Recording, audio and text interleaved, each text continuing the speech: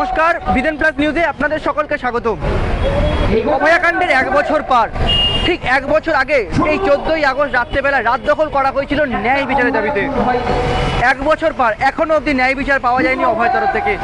তাই ন্যায় বিচারের দাবিতে আবারও রাত দখলের ডাকে সম্মিলিত হয়েছেন সাধারণ মানুষ। তার জন্য বোঝা যাচ্ছে যে অভয়ার বিচারের দাবিতে আবারও মানুষ পথে নেমেছে।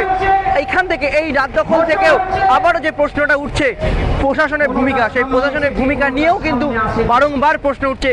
কারণ অভয়াকাণ্ড, এরকম নির্মম কাণ্ড ঘটার পরও রাজ্য প্রশাসন কোনোভাবে সক্রিয় ভূমিকা নেননি। উপরন্তু যেটা দেখা যাচ্ছে, বারংবার কসবা সহ পশ্চিমবঙ্গের বিভিন্ন জায়গায় নারীদের উপর নির্যাতন করা হয়।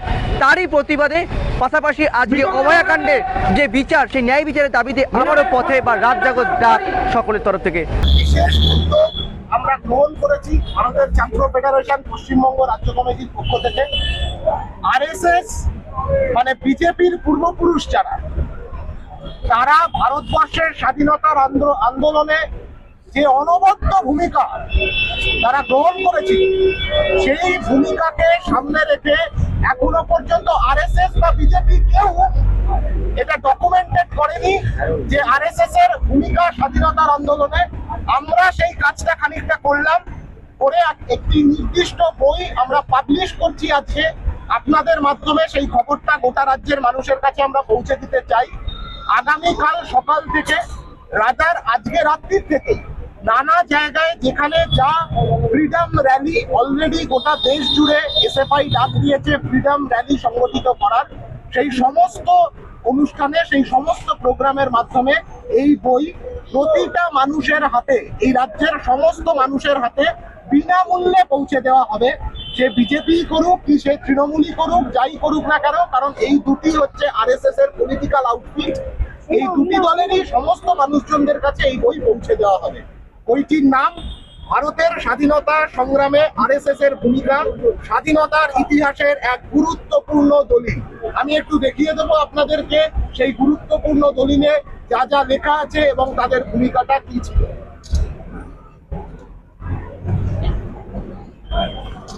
একটা বই আমরা আজকে প্রকাশ করেছি, ভারতের স্বাধীনতা সংগ্রামে আরএসএস এর ভূমিকা। দেখতে পাচ্ছ এসএফআই এর উদ্যোগে করা। এই বই আরএসএস এর তৈরি করা উচিত ছিল। 100 বছর ধরে আরএসএস ভারতবর্ষের মাটিতে এই বই তৈরি করতে পারেনি। কেন পারেনি সেটাও বইটা দেখলে বুঝতে পারবে। আমি একটু পাতাগুলো তোমায় দেখিয়ে দিচ্ছি বইটার। এই হলো আরএসএস এর ভূমিকা ভারতের স্বাধীনতার আন্দোলন। এরকম অনবদ্য ভূমিকা আর কেউ বোধহয় ভারতের স্বাধীনতার আন্দোলনে পালন করেনি।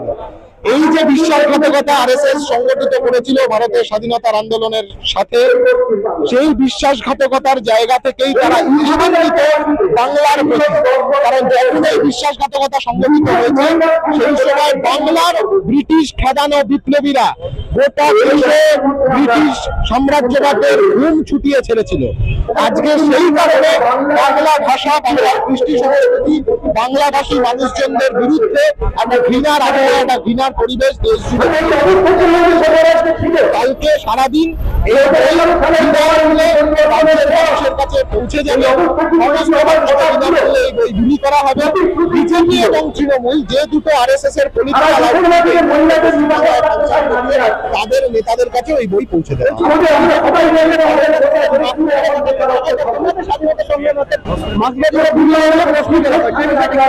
আমরা একটাই কথা বলবো, বিজেপি তো সাভারকারের ভয়, যে সাভারকার ব্রিটিশের কাছেতে আন্দামান সেলুলার জেল থেকে বেরিয়ে এসেছিল, একটা মুভিকে পাঠিয়েছিল ব্রিটিশ গভর্নমেন্ট। সাভারকার ব্রিটিশের জুতো চাটতে, এখন নরেন্দ্র মোদী ট্রাম্পের জুতো চাটে, আর মমতা ব্যানার্জি নরেন্দ্র মোদীর জুতো চাটে। স্পষ্ট যে এই যে পরম্পরা, এইটা সাভারকারের শিক্ষা থেকে বিজেপি পেয়েছে। আমরা আম্বেদকারের করে চলি, আমরা ভগৎ সিং এর পথ করে চলি, আমরা ক্ষুদিরামের পথ করে চলি, আমরা এই সমস্ত বীর বিপ্লবীদের পথ করে চলি যারা বাংলা ভাষায় স্বপ্ন দেখেছে, বাংলা ভাষায় যারা এই দেশকে আজাদ করার জন্য স্লোগান তুলেছেন, লড়াই করেছে, তাদেরকে আমাদের ইতিহাসকে যদি বিলুপ্ত করার চেষ্টা করে থাকি, তাহলে তাদেরকে আরো একবার মনে করিয়ে দিতে হবে যে তাদের পূর্বপুরুষদের ভূমিকা এটা মনে করিয়ে দেওয়ার জন্য। লজ্জা নিয়ে দেখছি, ঘৃণা নিয়ে দেখছি, রাগ নিয়ে দেখছি, ক্রোধ নিয়ে দেখছি, আর কিভাবে দেখবো? কিছুদিন আগে আমরা দেখেছি যে পুলিশ আধিকারিকদের যে পরিবারের লোক তারা কিছু কুরুচিকর মন্তব্যের জন্য প্রেস মিট করে, কিন্তু আজকের দিনে দাঁড়িয়ে আজকে অভয়ার জন্য তাদেরকে কেউ দেখা যায়, সেই বিষয়টা কিভাবে দেখছেন? আমি এভাবে দেখছি না। আমি এটুকু বলবো যে পশ্চিমবঙ্গে কুরুচি এবং ভাষার যে বহুদিন ধরে, বেশ কয়েক বছর ধরে, বিগত কয়েক বছর ধরে যে প্রবাহ চলেছে, এই সবকিছুর বিরুদ্ধে যদি ওনারা নামতেন, আমিও ওনাদের পাশে গিয়ে দাঁড়াতে পারি। এবং এই ভাষার এই যে অবনমন, এইটা ঠিক এই কয়েকদিনের ব্যাপার নয়, কয়েক বছর ধরে চলছে এটা। এবং রাজ্যের বিভিন্ন স্তর, সর্বোচ্চ স্তর থেকে বিরোধী দল, সমস্ত জায়গা থেকে যে ভাষা আমরা ব্যবহৃত হতে দেখেছি, তার বিরুদ্ধে যদি সত্যিই দাঁড়াতে হয়, এই সবকিছুর বিরুদ্ধে রুখে দাঁড়াতে হবে। গতকাল একটা দেখলাম সিঙ্গুরে নার্সিং করতে এসেছিলেন, ঝুলন্ত দেহ পাওয়া গেল, কিভাবে দেখছেন সেটা? আবার সেম ওর মতোই পরিবারকে খবর দেওয়া হচ্ছে দেরিতে, গোটা রাজ্যে ঘটনা ঘটে চলেছে, কোনোটা আমরা জানতে পারছি, কোনোটা জানতে পারছি না। তাই যদি সত্যি প্রকৃত বিচার না হয়, তাহলে এই জিনিস আরো বাড়বে। প্রশাসনের ভূমিকা নিয়ে একটা প্রশ্ন থেকেই থাকছে। অবশ্যই থাকছে, অবশ্যই। অভয়ার আজ 1 বছর হয়ে গেল। এই রাত জেগেছিলাম আগে বাঁচতে, ফির এই আজকেও রাত জাগতে আসতে হলো কেন? এই আনিসকে খুন করেছিল আমার, আনিসের বিচারের জন্য আমি লড়াই করছি, কিন্তু অভয়ার মা, তিনিও তার বাবাও লড়াই করছেন, বিচার তিনি পাচ্ছেন না, সে বিচার পাওয়ার জন্য লড়াই করছে। কিন্তু আজও তামান্নার মা বাবা এসেছিল, আমার সঙ্গে পরিচিত হলো, একসঙ্গে বসেছিলাম, তিনারও তামান্নার জন্যে তিনিও রাস্তায় লড়াইয়ে নেমেছে, সেই লড়াই জারি রেখেছে ন্যায় বিচার আদায় করার জন্য। কিন্তু আমরা প্রত্যেকেই আমরা এই লড়াই করছি কেন? আমরা যতদিন না এই বিচার পাই, ততদিন আমরা এই লড়াই ছাড়ছি না। আচ্ছা, সরকারের বিপক্ষে কথা বললে বা সরকারের বন্ধুরা দিলে বারবার এরকম আনিস খান, অভয়া বলুন বা তামান্না হতে হচ্ছে কেন? এখন যে সরকারটি চলছে, পুলিশ প্রশাসনকে নিয়েই চলছে।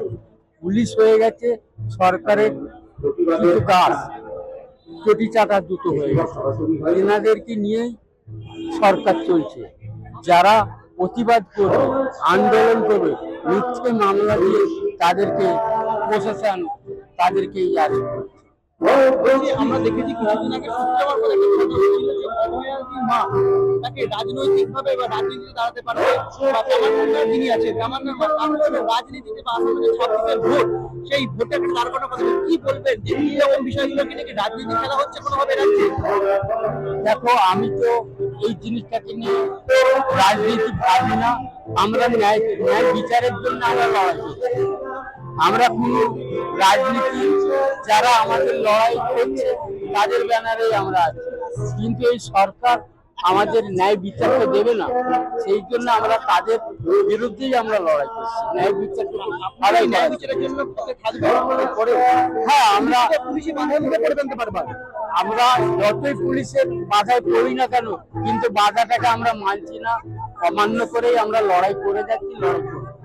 ক্যামেরা হিমাদ্রি ব্যানার্জির সঙ্গে শাহিন চক্রবর্তীর রিপোর্ট, বিধান প্লাস নিউজ।